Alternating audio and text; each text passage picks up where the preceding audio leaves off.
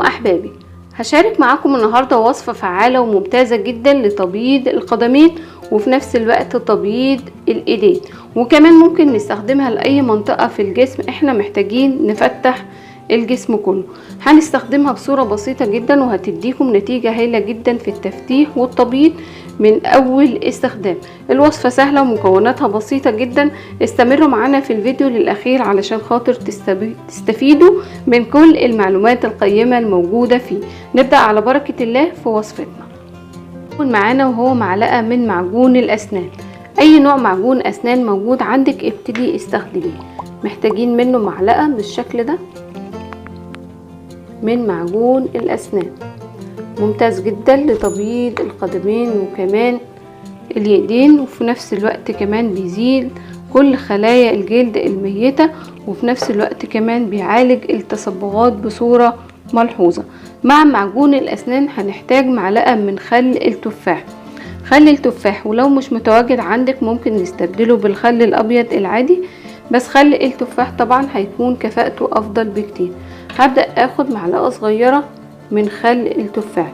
الوصفة فعالة جدا لتبييض القدمين وازالة السمار، وفي نفس الوقت كمان التخلص من حروق الشمس بصورة ملحوظة.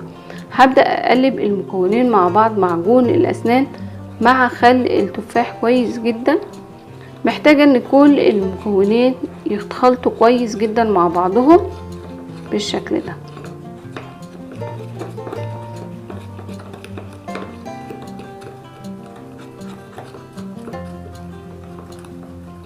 كده احنا خلطنا كويس جدا معجون الاسنان مع خل التفاح، وهبدأ اضيف مكون من المكونات الممتازة جدا في التفتيح والتبييض بصورة ملحوظة، ومتواجد في كل البلدان وسهل جدا نتحصل عليه.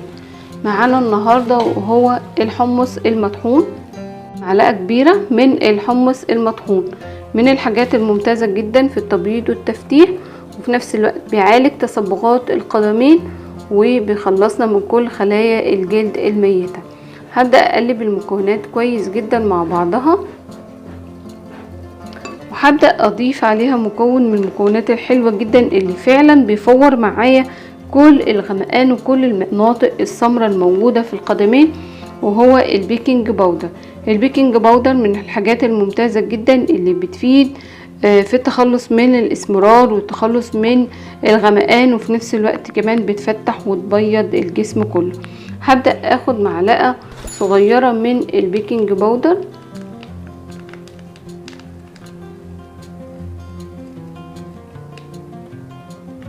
بالشكل ده، وهبدأ اخلط المكونات كويس جدا مع بعضها. طبعا القوام بتاعي محتاج ان هو يبقى اخف من كده، فهبدأ اضيف عليه معلقة واحدة بس من المية العادية. محتاجة معلقة صغيرة بالشكل ده من المية، وارجع اقلب المكونات او اخلط المكونات تاني مع بعضها كويس جدا. محتاجة القوام يكون كريمي ويكون سهل في الاستخدام. هبدأ اخلط كويس جدا لحد ما كل المكونات تتخلط معايا بالشكل ده. وطبعا طبيعي ان هو هيحصل فوران معايا علشان البيكنج باودر.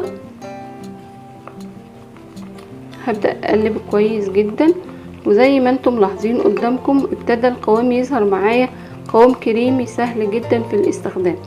الوصفة دي من الوصفات القوية جدا الممتازة في التفتيح والتبييض. طريقة استعمال الوصفة معانا سهل جدا انكم تستعملوها في اي وقت، سواء كان بالنهار او اثناء فترة الليل.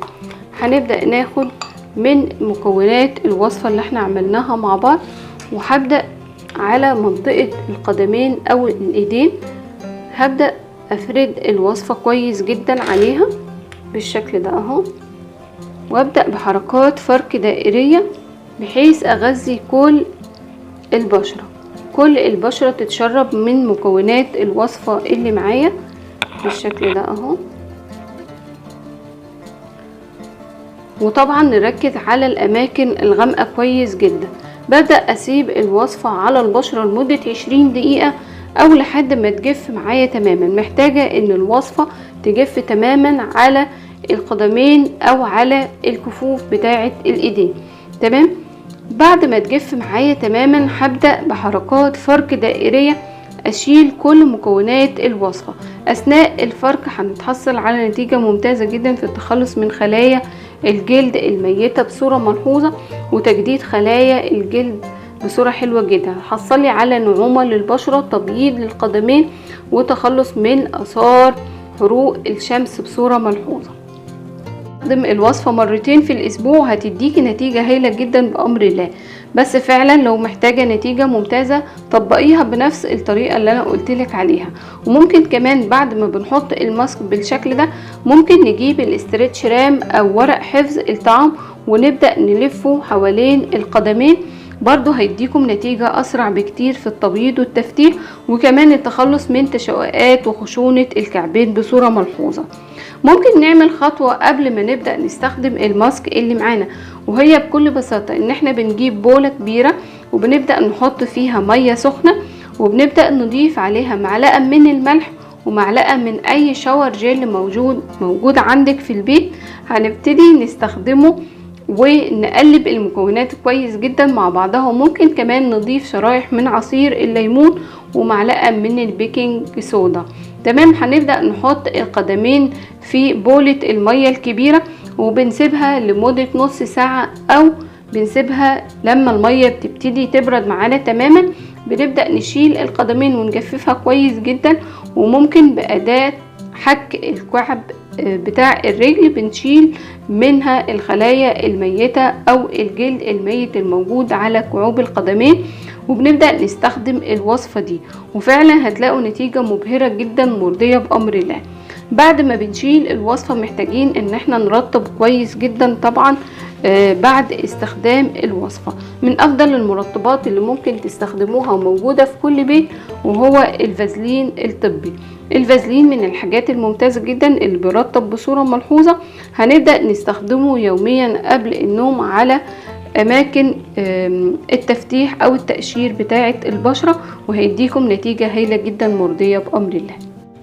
ولو حابة تضيفي لمسة جمال على كوب رجليكي هنجيب معلقة من الفازلين ومعلقة من العكر الفاسي او دم الغزال، بنخلطهم كويس جدا مع بعضهم وبنبدأ نستخدمهم كمرطب، وفي نفس الوقت بيديكي لون وردي حلو جدا جذاب للقدمين. هتبقى شبه رجلين البيبي بالظبط من النعومة ومن اللون الوردي الجميل اللي هتاخده.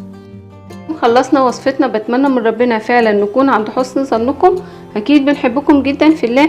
دمتم في حفظ الله، والسلام عليكم ورحمة الله وبركاته.